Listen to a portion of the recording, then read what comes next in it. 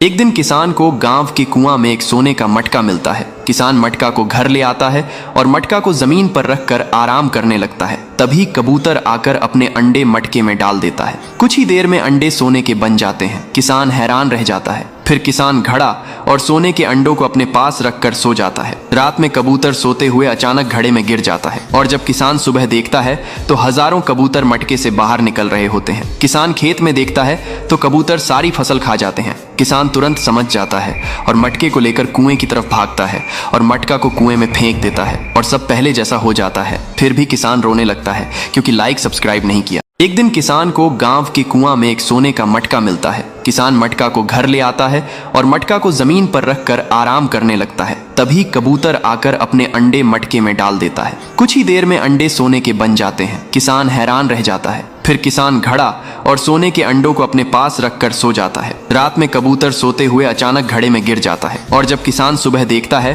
तो हजारों कबूतर मटके से बाहर निकल रहे होते हैं। किसान खेत में देखता है तो कबूतर सारी फसल खा जाते हैं। किसान तुरंत समझ जाता है और मटके को लेकर कुएं की तरफ भागता है और मटका को कुएं में फेंक देता है और सब पहले जैसा हो जाता है। फिर भी किसान रोने लगता है क्योंकि लाइक सब्सक्राइब नहीं किया।